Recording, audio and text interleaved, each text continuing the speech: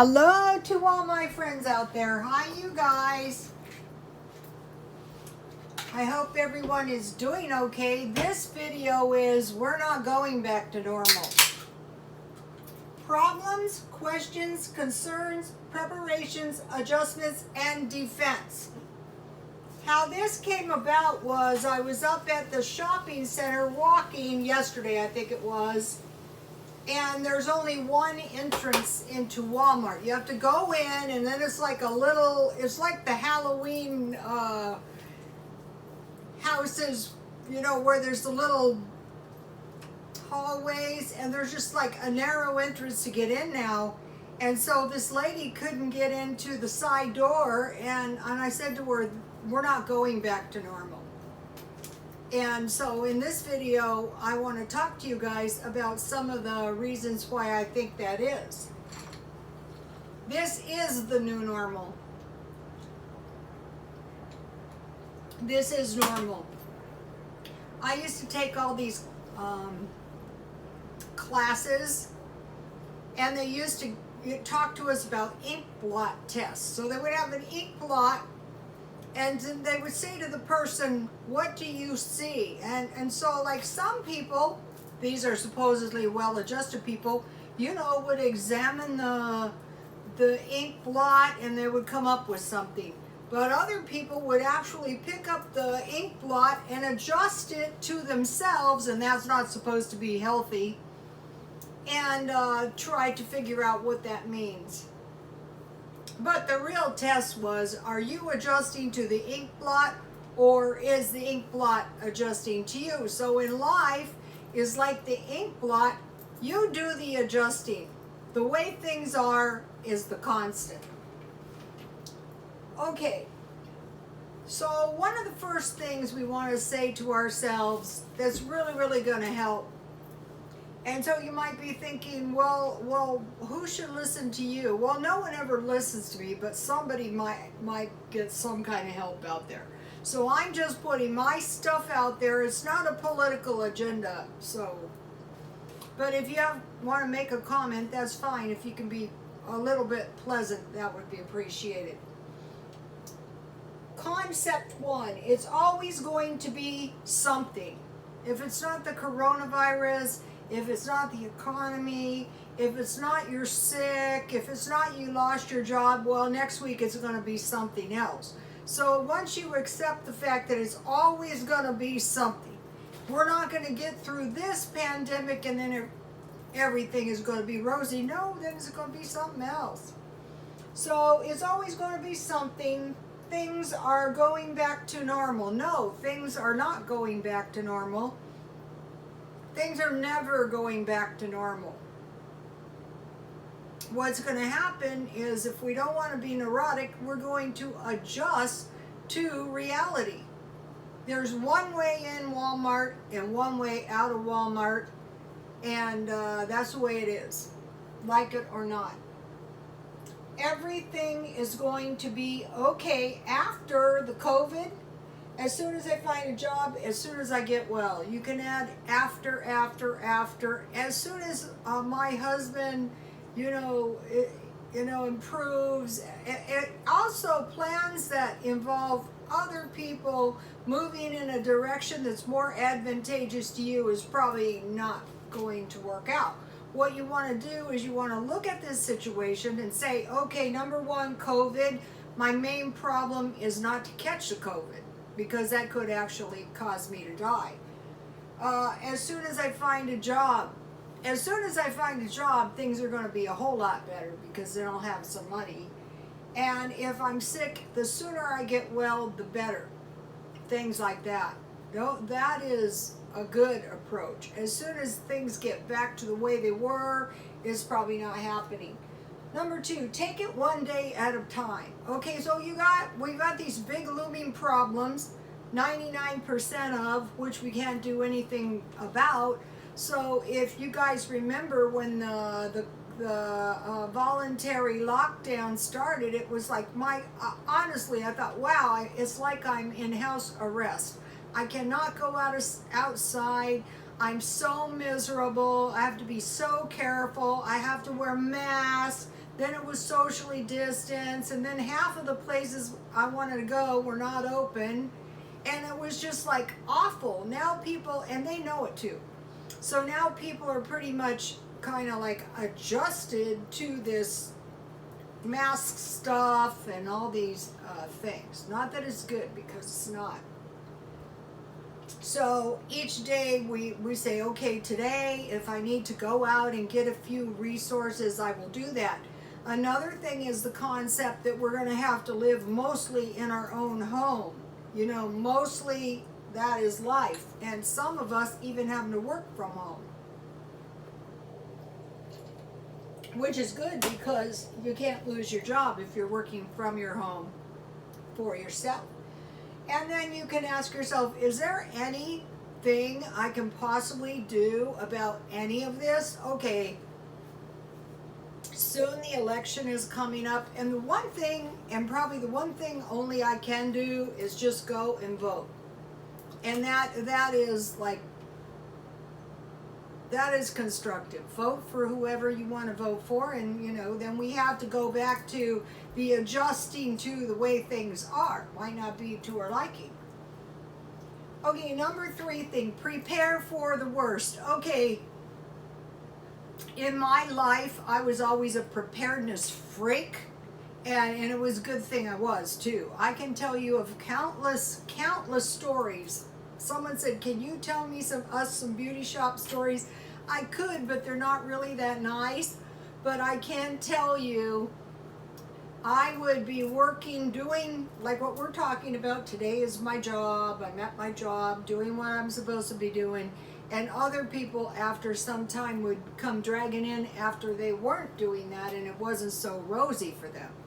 So just by doing what I've got to be doing today is going to help. Today is what's going to create my future. 1 week ago, if I was really good 1 week ago and I didn't spend any money, I would basically have 2 weeks worth of money. That's an easy concept too. If I don't go out to eat and I spend my $9 on dollar food, so I'm preparing for the worst so that I have food in my house, so that I can get by. So basically what I'm on is I'm like a defense. I'm defending against the worst that might come, and then if it doesn't come, that's all much better. So what I do is, in my mind, I would play out the worst possible scenarios I could possibly think of. And 100% of the time, they never happen. But if you can prepare a little bit, then that's going to help you in the event that things aren't as good as they could have been. So now 2 of the bad things that I can play out in my mind is the power grid goes down and we wouldn't have any power. That would be really bad. Something could contaminate the water. That would be really bad. And then the grand solar minimum could cause icy cold weather that could really, really kill people. And that could happen. So if you live in one of those areas, you might want to play those bad things out. Another bad thing is, can I trust the person I rent from? That's going to end me up homeless if they want to do a resource grab and land me on the street. That's really bad. That can happen. Okay, number 4, start finding cheaper everything. See this stuff? It's 25 cents a can, and it's $1 for 4, and I can't always find it. And truthfully, it's pretty bad soda, but it's cheap, and so I'm finding cheaper everything, and you know, the cheapest of everything, just slashing prices. That's going to help me conserve my money. So like a cheaper place to live. Now that's a good one, but you also want to make sure that there's a safe place to live. You're finding a safe place to live. And there are safe, cheap places to live. And if it's practical and you can adjust there, that would be one of the money saving biggest things you could do. Some man was telling me Arizona is 1/2 price of San Diego. And today I heard some lady saying she lives in Mexico. And a lot of people are doing that. It's better than, the consequences of being homeless. Find a cheaper car. The main thing is your car runs and it doesn't have a payment. That's going to save you several $100s. Cut utilities. Find cheap drinks. Tea is the cheapest drink. We've all got to drink stuff all day. 25-cent cola is the cheapest. They have the 2 big liter ones, but those go flat. So you're paying for either you drink it flat, which most cola drinkers drink carbonated beverages. So it's like the package of root beer. It's actually not going to do the trick. Find cheap meals. So that's what I'm doing. I'm cooking up all these cheap meals, and they've been some pretty cheap meals. Last night I had sausage and biscuits, and tonight I have sausage in there, and I'm going to make a sausage stir fry. Wash large loads and hang your clothes to dry. Consider a roommate, renting a garage, or part of a yard. If you can find some kind of little trailer or motorhome, or even, if somebody will let you park your car in their driveway, that'd be great. Okay, now this one is kind of extreme, but it could work. Try to rent a business where you can live and work online in the back. So you would have this business, but you really be living in the back. Okay, you're not supposed to be doing that, but people do it all the time. Years ago, I worked in this beauty shop, and next door was some kind of construction business, and the guy was living in there. And then up by the thrift store where I go, there's a guy living in some kind of beauty shop. Now, a beauty shop would be perfect because, we can't be open because of the COVID.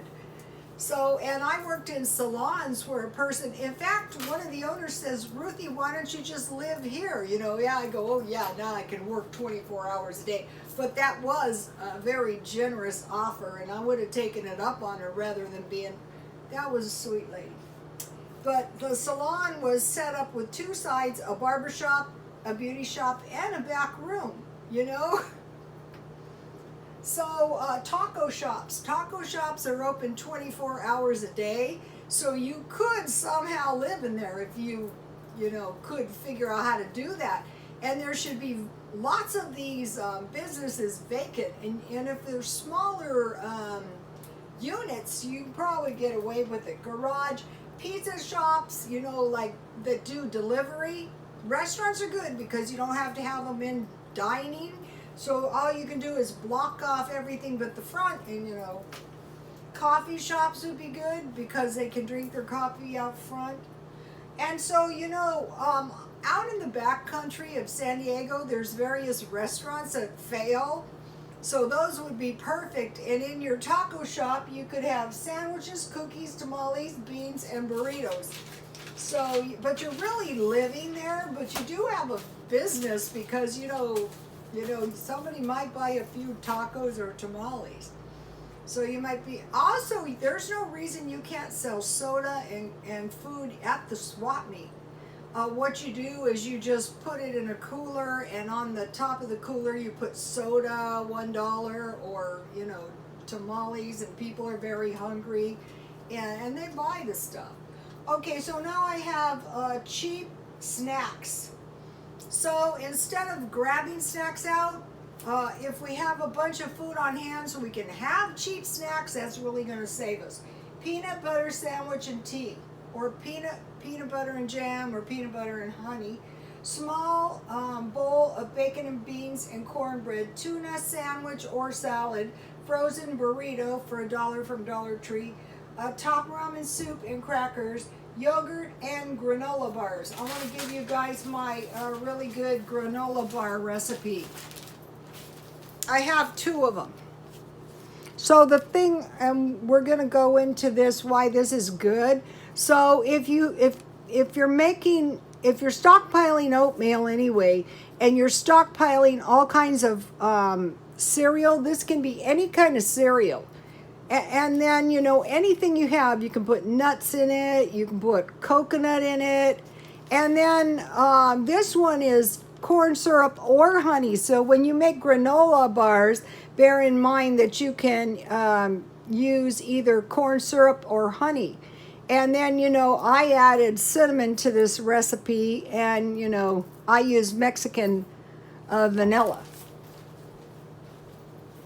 Now let me give you the other one that I just made that I really like. And this is like along the same lines. So if you have a few, you know, you have like some cereal left over, like 2 cups of cereal for a whole batch, or you just want to make a little batch. Here's the picture of these were good. I made these. So I got this cereal at the senior food pantry. And then, so tonight when I make this, I have about, I don't know, maybe about a cup of this Raisin Bran. I go for Raisin Bran, shredded wheat, or corn flakes generally. So when you've got about a cup left, that's a good time to make granola. And then one of the things I can usually find is damaged packages of oatmeal. Pretty soon I'm going to be buying 10 pounds of oatmeal at Smart and Final. Then another thing is, one of the reasons I want to make granola is because I have nuts left. So I'm just going to use these nuts up in my granola. And then I bought these cereals at Walmart. And what I do is I eat all the candy. These are like Lucky Charms. I eat all the candy out. And then this would be good for the granola bars too. So I wanted to give you guys those recipes because that's going to let you use up one of the things, if you eat up all your leftovers and you make good use of your food, that's really going to help you. Okay. Cheese or peanut butter and crackers. I used to eat crackers and cheese every single day for lunch. Bread and milk. So the way we always made it was we had bread, and I think it was yesterday. This is the perfect bread for that. I got this bread 50% off. The last few weeks I've been really lucky getting the bread. So you tear your bread up and you pour milk on it. Powdered milk is fine, and sugar. Or you toast your bread and you put butter on it, and then you pour hot milk on it. That's good too. Sounds not good, but it actually is. Cereal and milk, so you know, that's why you want to stockpile it. Grilled cheese sandwich or cheese quesadilla. Tomato soup with a pile of rice. So that's really going to stretch your soup and fill you up. Topped with chives and bread, or topped with cheese. Tamales, or if you have if you can find this menudo for $1 and you make corn tortillas, that is really a good meal. Or if you have canned tortillas, canned tamales. So don't forget, if you have tamales or you have menudo and you have corn tortillas, that is a good combination. Don't ask me why. Okay, coffee with condensed milk and sugar. So if you can find that marked down, or even evaporated milk, toast and butter. So that is a good little meal for breakfast, believe it or not. Corn dogs, and you can make those homemade. Just cook your hot dogs and make a corn muffin and put the hot dog, like I did yesterday, on the biscuit. And that's like a little sandwich, and then have a fruit or a vegetable. Boiled eggs and toast, that's a good one.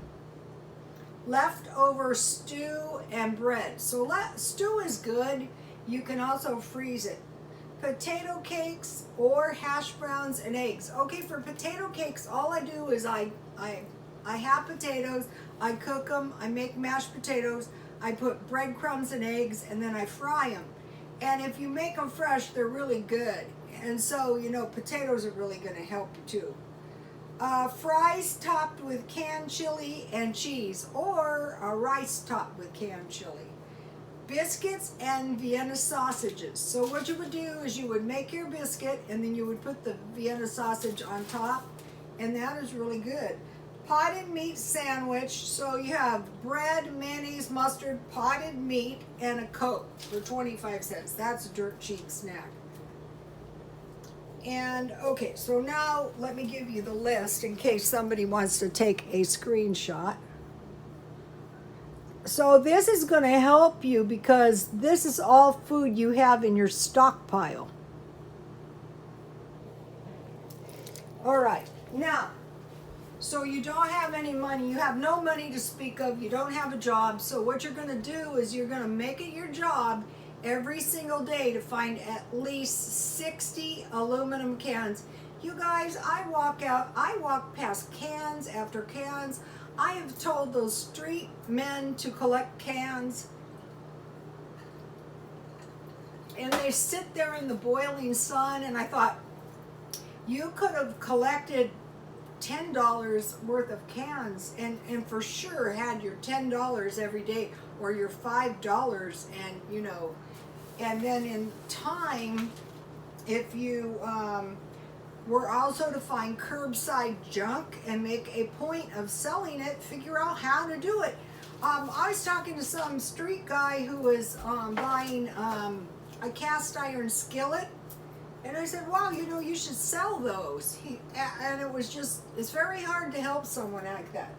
Buy everything used.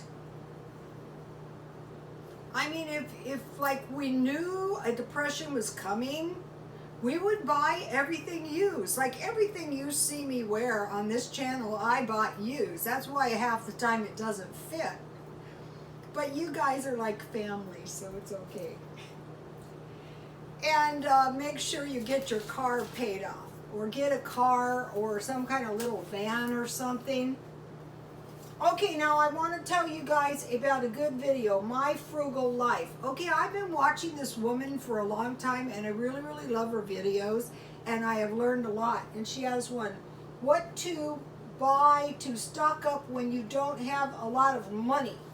Let me give you a look at the channel. You guys, go subscribe to her. First of all, she's lovable as hell, and she can use the subscribers and can't everyone. And do the like and leave a comment, but mainly do it for the selfish reason that you will learn a lot. My Frugal Life. Okay, what she was saying, and like I kind of knew this, but I never really thought about it this way. If things start getting really, really tight, you're going to have to eat more grains and pasta. And I thought, yeah, when I first started doing, this is not the approach I have taken to stockpiling, if you've been watching my videos. But depending on how bad things get, that is really a good idea. So you would go for pasta, rice, flour, and sugar. You can make bread, potatoes, lentils, and peas and beans. Okay, so lentils and peas are going to cook faster. And so the thing is, you would be eating these bigger carbs. Probably the reason I never really considered doing that is because I was on a low-carb diet my entire life. But the main thing is you want to get enough calories and stay healthy. So now with your lentil soup, you know, if you have a few vegetables or if you have some beef or something, you can get by. And I have a really good pea soup recipe with pork sausage. So if you have that pork sausage, I'll try to find it, but it might take me a while to find it. So the idea, this is just a few things at the first of the video because I want you guys to go watch the video. So grains, and then of course, so what is China low on? Grains. I would say flour, what you're looking at with flour is wheat. So if it is a grain, you want to stockpile it because we're thinking of all the possible things, possibly bad things that could happen, and we're kind of preparing for that. Okay, now these are a few tips. Do not trust people that are acting untrustworthy. I think the reason people do that is because they say, well, I'm sure they don't, I'm sure they wouldn't want to harm me, or, you know, that would be really counterproductive if they did that, or that would just be flippin' stupid if they did that. And then the next thing you know, they do that. So in every case, when they were getting ready to devastate my job, when they were getting ready to, you know, take my apartment or do whatever they do, no good boyfriends and stuff, they were always acting untrustworthy. So if you see anyone or anything that seems untrustworthy, do not trust them. Distance and eliminate them ASAP. Be watchful for snoopy people. Okay, people don't need to be snooping around, especially at a time like this, because that could indicate that they are up to no good. Distance and eliminate them ASAP. Do not assume everyone is like you, and do not assume everyone likes you just because you're a likable person. So that goes back to no trusting everybody, you know, that, you know, everybody is like you, because everybody isn't like you. Okay, now, this is interesting. Areas people are leaving. Cold states, states with no job, states with high crime, and where are they coming? They're moving to the suburbs. So, just a heads up on that. Okay, now, if you eat all your leftovers and you immediately freeze all the leftovers that you don't eat, chances are you're not going to run out of food. That was a good comment, and thank you to the person who left that comment.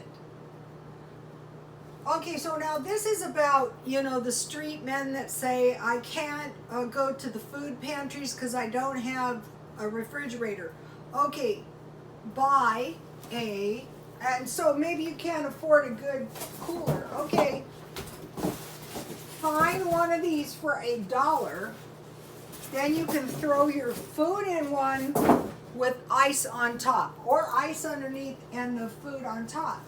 But if this is just a lunch bag that I just happen to have, but see how it's insulated?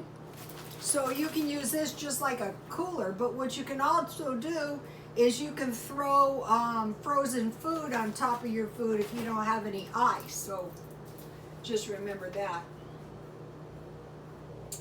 Okay, now these are things we want to watch for. This is like, oh my gosh, what can possibly go wrong?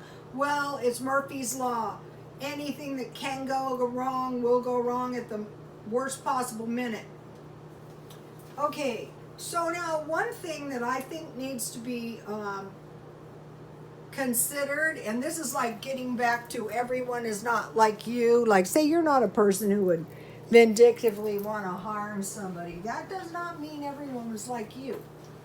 In a football game, one of the ways you can win that football game is to keep that quarterback from playing the game. So you want to move in and you want to take people's jobs. You want to keep maybe you from working, and you have plans for their jobs, for their resources. So you want to really realize that there are actual resource snatching people. Okay, now one of the worst things we want to watch out for is food shortages. So we saw some evidence of problems with food. We went in and there was no toilet paper. I couldn't find flour, you know. So, okay, so they said, well, it's a disruption in the food chain. So there was food. They just couldn't get the food to us because of the COVID. This was the story. They couldn't harvest the crops. They couldn't pack the meat. We saw them with big trucks full of dead chickens. We saw milk dumping. We saw burying potatoes, you know, in the ground. And so if there is like food shortages, what we would expect, and I'm seeing evidence of some, we better buy grains, you guys, because that's what China's slow on. But what we are going to be looking for is hyperinflation and panic buying, which leads which comes from hyper demand, which causes hyperinflation. So that is very bad. Another bad thing that they could possibly do, and I do think I see some evidence of that, generally cheap food is now hyperinflated. That would be lunch meat. Remember, I couldn't find turkey lunch meat. That would be like cheap meat. For one thing, there wouldn't be any. So one of the things we might, on the frozen food, you want to make sure you have what you need there. Okay, so now let's say if you were going to get into a barter system, items you might want if there were food shortages, if you have the money, is tobacco, coffee, whiskey, yeast, flour, sugar, and meat. And then for selling kitchen items, boots, camp gear, tents. Those haven't been easy to find. Those good tents haven't been, and tarps have not been easy to find. I can find the Dollar Tree tarps, but good tarps. Okay, so now number 2, first of all, we would have a food shortage. Then we would have a homeless crisis. Okay, as close to, say, at the beginning of the year, we could see a homeless crisis, or sooner.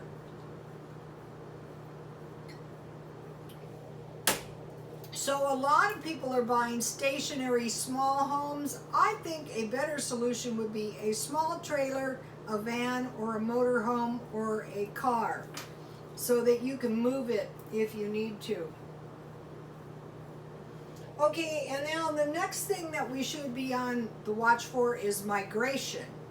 So like some areas are undesirable because of, let's see, what are these undesirable, well, I'm going to cover that in a minute. But okay, so where is the migration?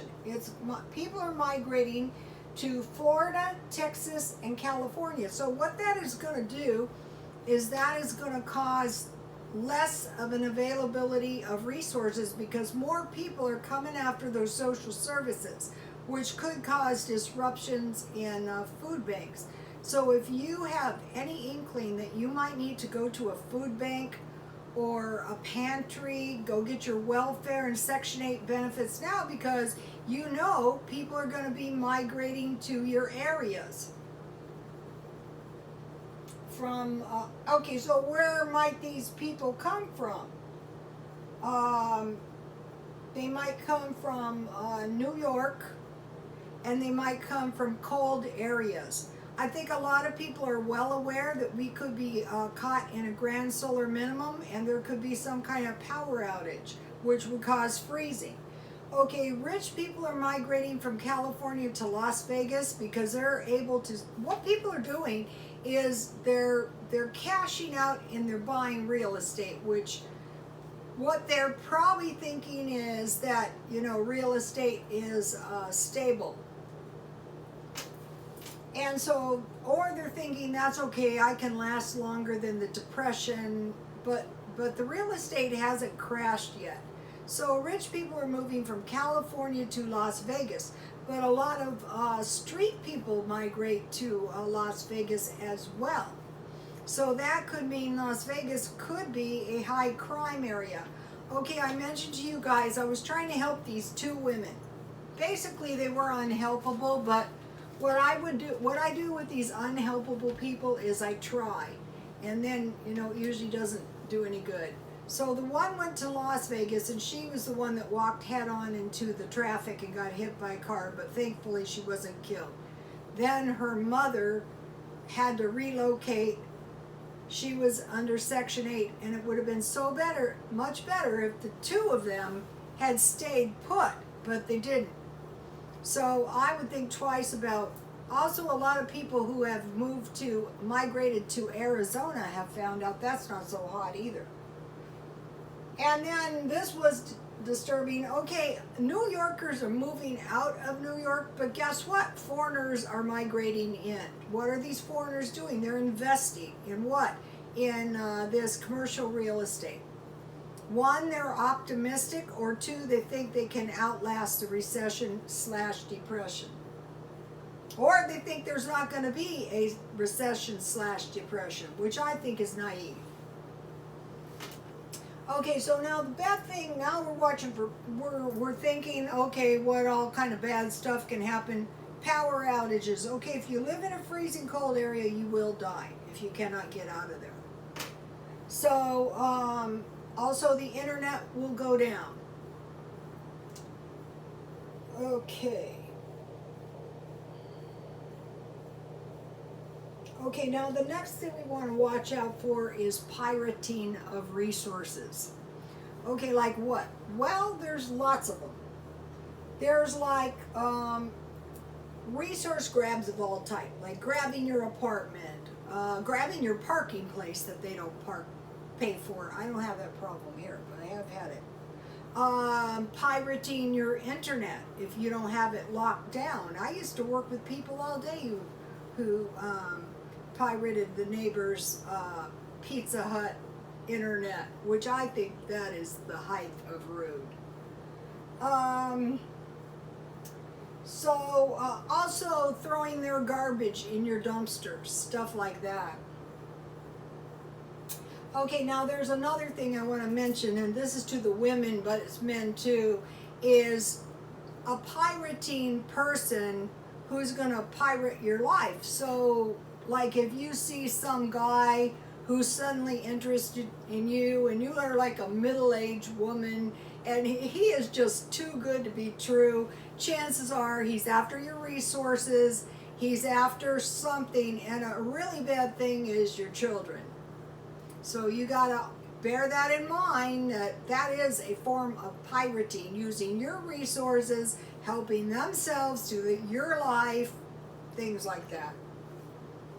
Okay, number 6, water contamination. We had the case of brain-eating amoeba in Texas, and you might be saying to yourself, this is not happening. Yeah, it did happen.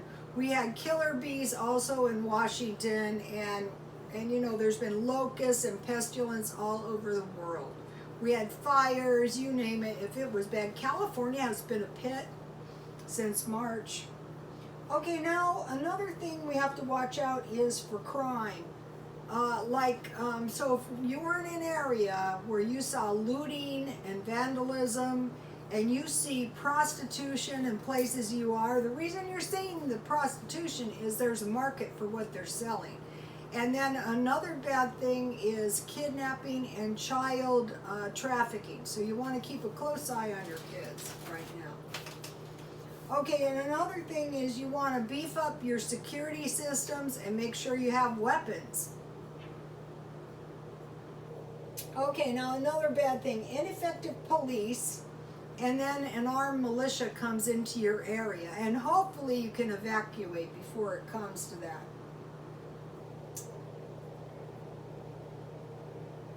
So, you know, in these cities like New York, if there was giant protests, or, you know, we had them here. It was really bad.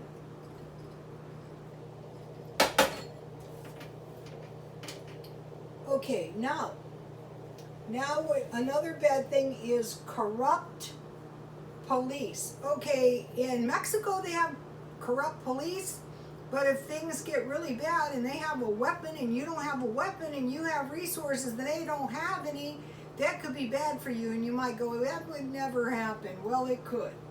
So yeah, now we had a terrible experience. It was a couple generations ago, but none of us in our family have forgot it. The militia came to tar and feather it was my dad's great-grandmother's father. And so basically they escaped with their life, but what they were after was their farms, their dairy farms, and most likely their food and everything else they had. And so they left town, and so, you know, they took the resources. That's what the militia did. Also, they can take your resources for the army if need be, if there's no resources, if the resources run out. That's why you want to keep your resources hidden or in more than one place. Okay, so now another thing we might see, which would be really bad, is demands for your resources. Okay, in my job, one example would be, now we're giving a portion of your job to my friend. And so if I said I quit, good, more for me. But then they had the one little problem being able to handle my work. So demands for your resources, pilferage. I suffered that my whole life. Pilferage is really bad. It's like a hole in the bucket or a dripping sink. And it does, you know, whether it's your parking place, whether, I don't care what it is. If it's not theirs and they're constantly into it, that's pilferage.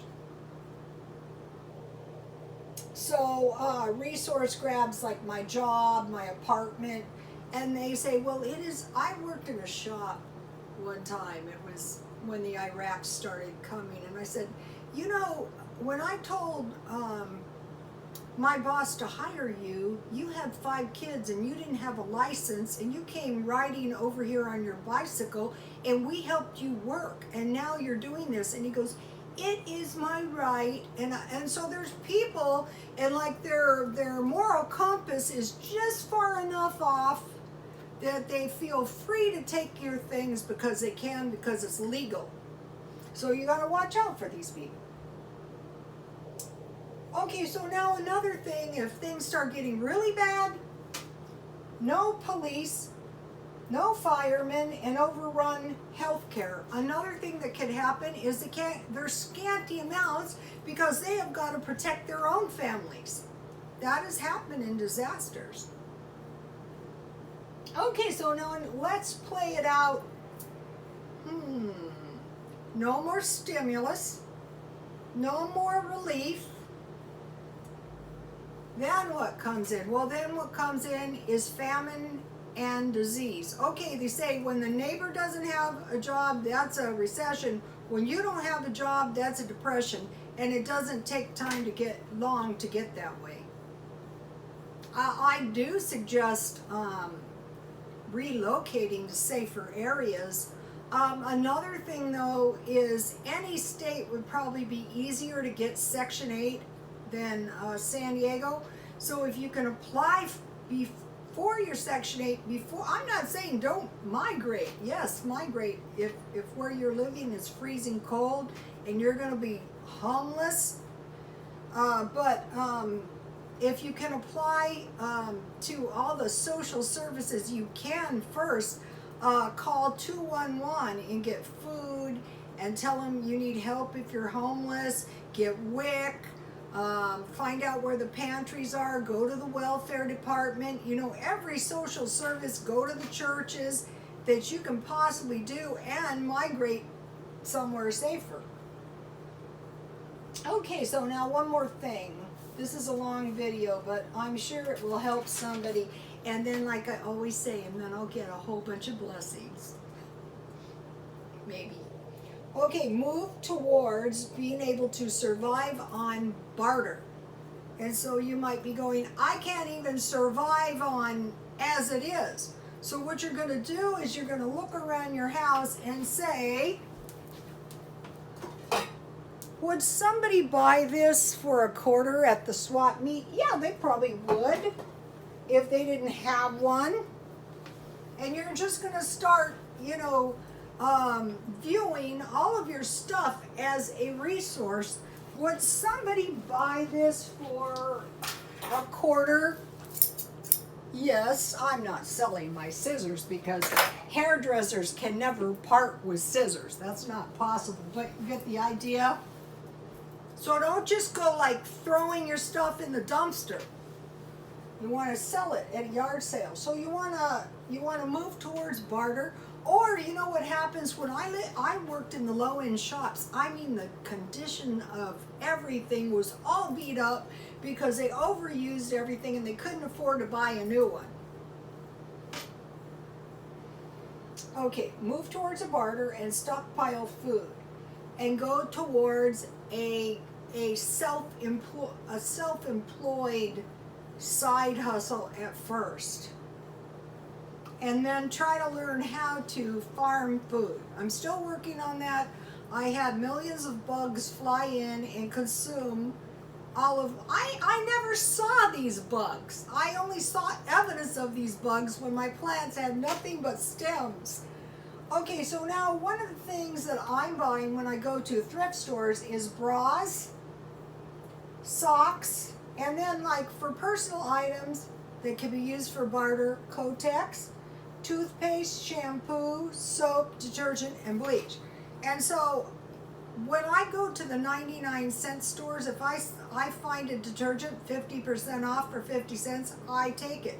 Another thing is if you buy one, get one free, then your free item can be sold. And I have known, I worked in shops, and these women set up these barter shops, and so they would get this free stuff and they would sell it greatly reduced, and then friends could come in and buy it. Another thing is I worked in this shop, and there was this woman, she was called a Codina, and she would collect $20 or $25 a month, and then once a year these girls would get, I think it was about $1,000, and then one of the partners was her. She got $1,000 because she collected the money. So things like that, they're kind of like baseball pools. Also, you know, I used to do pools. I was famous for my pools. But the person doing the pools has to be honest. So you have 50 squares, and you sell those squares for $1 each, and you get a square or two because you're doing the pool. And so the spaces are sold for $1, and over the top is 1 through 10, and the sides are 1 through 10, and then you draw, you know, 2 numbers, and someone wins a $50. So that's a good way to make a little extra money. So I think it worked out that the person doing the pools, you know, got free spaces. Well, that's up to you because it's your pool. So now if you guys have gotten anything out of that, great. If you have any good comments of things we should beware of, be watchful for, great tips, we would really like those. And please like, comment, and subscribe, and God bless you all.